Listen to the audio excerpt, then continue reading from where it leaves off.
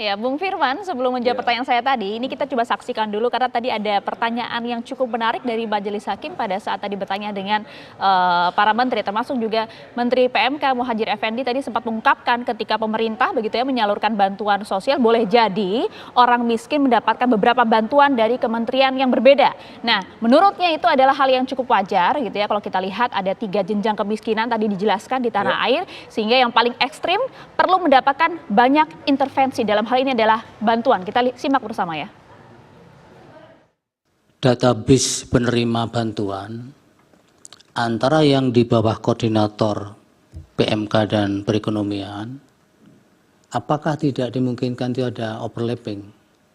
Artinya satu jenis bantuan di antara sekian banyak jenis bantuan itu, kemudian juga dimungkinkan akan tercover di jenis bantuan yang berbeda di jenis yang ditangani oleh koordinator kementerian yang berbeda. Bisa dijelaskan Pak PMK dulu? Terima kasih Yang Mulia. Jadi memang sangat dimungkinkan terjadi interoperabilitas data. Karena apa? Karena bantuan-bantuan itu ada berlevel Yang Mulia. Seperti tadi saya jelaskan, misalnya masalah kemiskinan itu kan ada 3 jenjang, miskin ekstrim, miskin, dan hampir miskin. Nah ini nanti intervensinya berbeda Yang Mulia. Untuk miskin ekstrim itu hampir semua program itu diberikan pada mereka untuk menaikkan tingkat garis pendapatan pengeluaran dia itu di atas kemiskinan, syukur-syukur menjadi tidak miskin. Karena itu tadi Bu Mensos juga sudah menyebut, misalnya ada untuk di tingkat miskin ekstrim itu hampir semua paket yang ada di Kemensos itu diberikan kepada miskin ekstrim, ditambah BLT desa Yang Mulia. Kemudian ditambah lagi bansos dari pemerintah daerah dan pemerintah provinsi, itu juga boleh diberikan kepada miskin ekstrim. Tapi untuk di tingkat miskin, itu BLT desa dan bansos pemerintah provinsi tidak dibolehkan. Tadi Bu Risma sudah menyinggung, misalnya untuk yang hampir miskin, yang 800 juta, yang sisa dari 18.800.000, itu hanya menerima BLT El Nino, kemudian naik lagi 22 juta, itu hanya menerima sekitar 4 juta, hanya menerima bantuan beras dari BPJPN. Ini jadi untuk mengintervensi penanganan kemiskinan itu dilakukan secara berjenjang sesuai dengan kadar kebutuhan atau tingkat kebutuhan yang dialami oleh masing-masing, dan itu kami lakukan berdasarkan by name by address. Baik, dari Pak Menko Perekonomian ada tambahan? Tambahan sedikit bahwa seluruh program yang didesain itu mengacu kepada data yang ada di Kemensos, DTKS, kalau itu menggunakan data KPM penerima PKH ataupun sembako. Kalau itu kita sasarkan berbasis terakhir menggunakan data dari P3KE, yaitu data pensasaran percepatan penghapusan kemiskinan ekstrim yang wali datanya ada di Kementerian Menko PMK. Jadi kami mereferensi sama. Sebagai contoh, mungkin program yang terkait dengan kartu prakerja itu seperti tadi kita melakukan screening berbasis data Dukcapil dari Kementerian Pendidikan, Dapodik, kemudian DTKS dan yang lain. Jadi itu interoperability dan kesamaan data di pemerintah itu disinkronkan semua. Demikian Yang Mulia. Baik. Kalau demikian pada saat penyaluran Bapak-bapak, khususnya di Januari dan Februari 2024 itu, apakah dimungkinkan 2 bantuan atau lebih dari 1 jenis bantuan itu kemudian disalurkan secara bersamaan, fokusnya di Januari dan Februari ya, 2024 kemarin? Apakah itu ada dan kemudian apakah 2 kementerian ini kemudian ada koordinasi ataukah masing-masing kemudian berjalan sendiri-sendiri? Pak Muhadjir dulu mungkin. Terima kasih Yang Mulia. Tadi sudah saya sampaikan, bantuan secara simultan itu bukan hanya pada Januari saja, sejak dulu begitu. Iya, ya. Ini di Januari dan Februari Pak. Iya, sama Yang Mulia.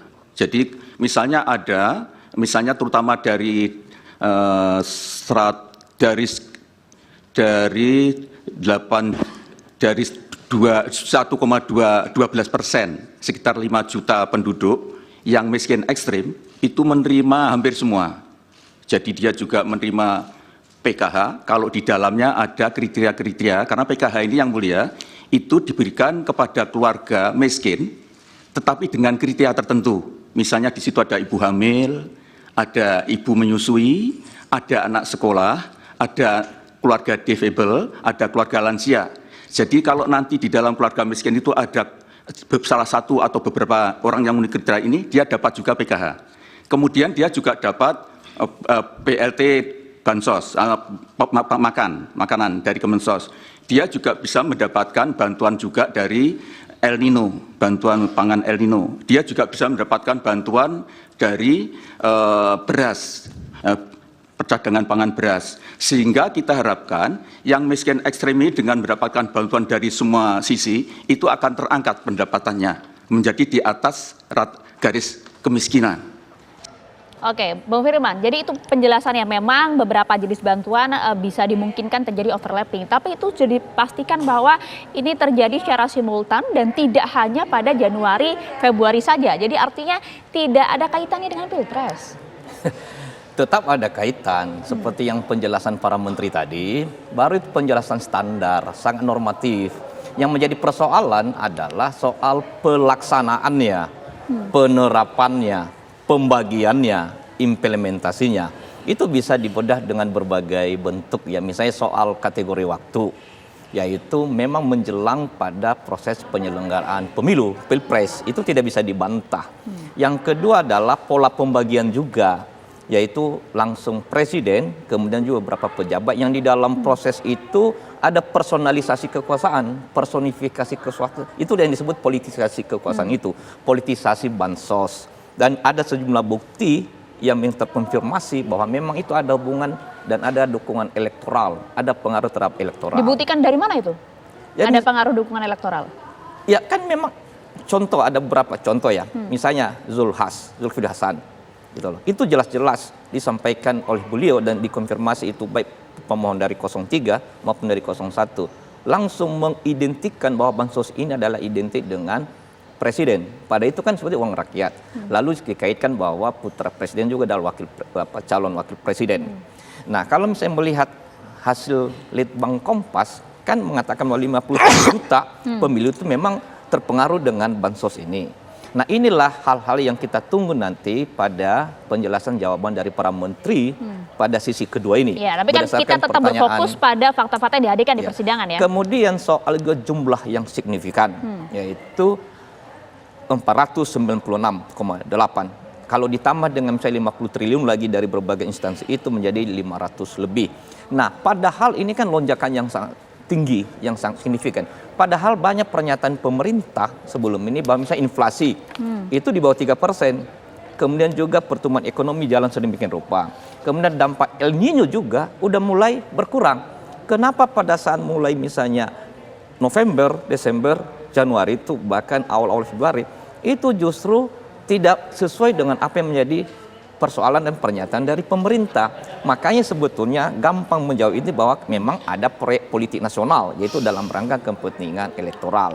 Misalnya tadi ya Ibu Sri Mulyani menyatakan bahwa itu ditetapkan yaitu jauh-jauh hari sebelum penetapan pasangan calon. Nah, sudah jelas tadi Bang timelinenya kalau kata. Persoalannya bukan di situ. Persoalannya adalah pelaksananya itu, pembagiannya itu, implementasinya. Selalu juga dibangun dengan narasi bahwa ini sudah bersama dengan DPR.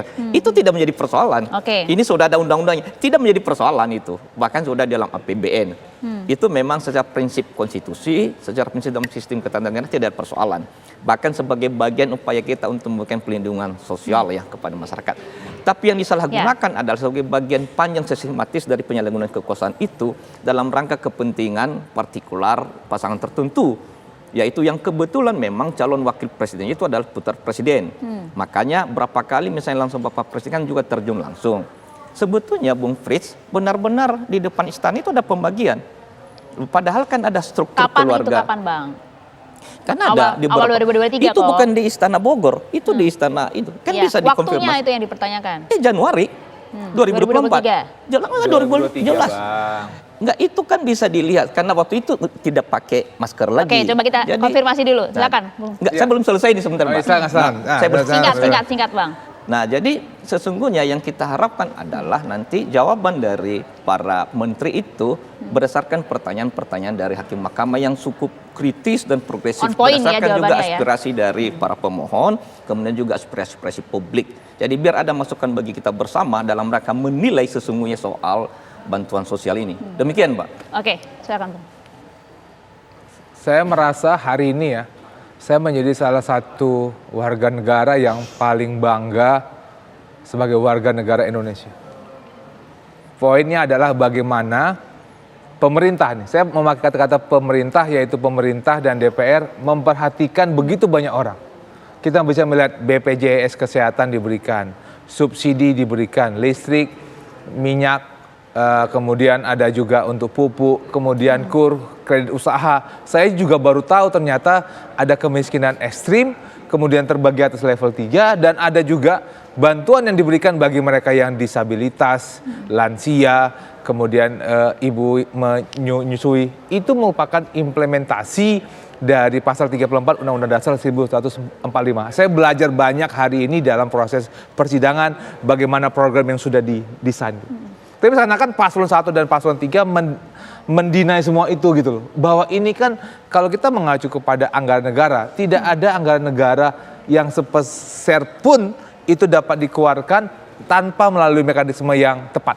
Bahkan apabila tidak ada perencanaan, saya yakin Bang Firman sebagai pernah di DPR tahu bahwa apabila tidak ada perencanaan, tidak ada penganggaran, itu merupakan sebuah korupsi dan itu dapat dituntut.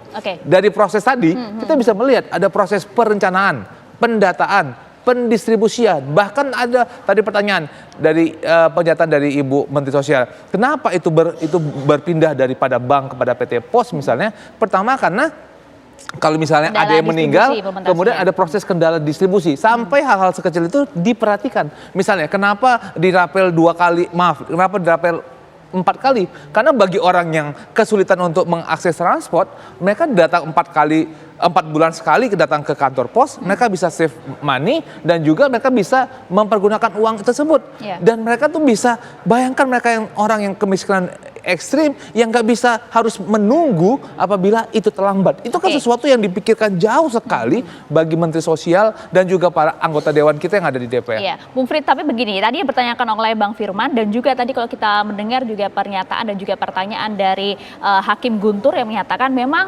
tadi Menko Erlangga, kemudian Menteri Sri Mulyani juga menjelaskan secara jelas kebijakannya seperti apa untuk bansos ini, kemudian juga dasar hukumnya sudah jelas, tapi momentum atau timingnya itu loh yang kemudian bisa dikaitkan dengan dukungan elektoral terhadap salah satu paslon yang diuntungkan pada saat Pilpres. Itu tadi Hakim Guntur menyatakan seperti itu.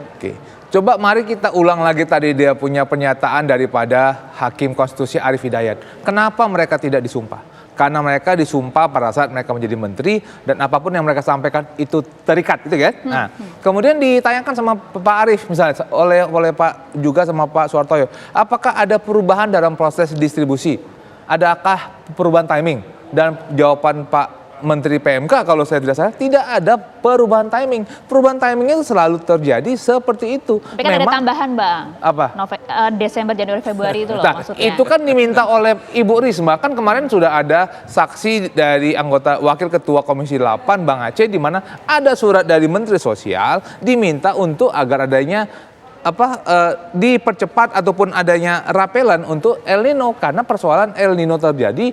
Menteri Sosial yang dari partainya Bang Firman misalnya sudah meminta dan yang itu kan bukan persoalan dan saya yakin betul apa yang diminta oleh Ibu Menteri Sosial itu bukan karena kepentingan partai tapi karena kepentingan banyak orang yang membutuhkan bantuan tersebut, maka itu diminta untuk dilakukan tanpa berpikir oleh. Tapi bukankah tadi kalau kita melihat pernyataan dari Menteri Sosial Tri Risma hari ini pada saat ditanya oleh Majelis Hakim, apakah kemudian kementerian Anda atau Anda yang mengusulkan bantuan El Nino ini disampaikan, oh kalau saya tidak berani mengusulkan hal itu, begitu Bang? Kan kembali kita bisa kan Memonya ada. Mari kita buka kembali persidangan kemarin di mana ada memo dari Kementerian Sosial untuk percepatan untuk proses tersebut gitu loh. Oke, Itulah menarik, kenapa ada rapat 7 November kalau setiap saya ya dari sidang kemarin 7 November 2023 ada rapat persetujuan antara Menteri Sosial dan Komisi 8 6 November ratas presiden. Ya. tanggal kemudian ada juga itunya di dalam di Komisi 8-nya untuk persetujuan untuk bantuan El Nino tersebut. Jadi memang kan kalau ada persoalan El Nino kan tidak serta-merta El Nino selesai langsung orang bisa bekerja, langsung bisa bercocok tanam, kan butuh waktu gitu loh. Dan saya rasa Ibu Menteri Sosial sudah bisa melihat tersebut gitu loh. Oke, itu tadi penjelasannya sudah cukup jelas Bung Firman. Jadi apakah kemudian nanti jawaban-jawaban lanjutan dari para menteri ini bisa kemudian memiliki paradigma yang sama dengan yang didalilkan oleh pemohon, terutama dari 03? Dijawabnya nanti ya. Usai jeda sesaat lagi di Breaking News TV One.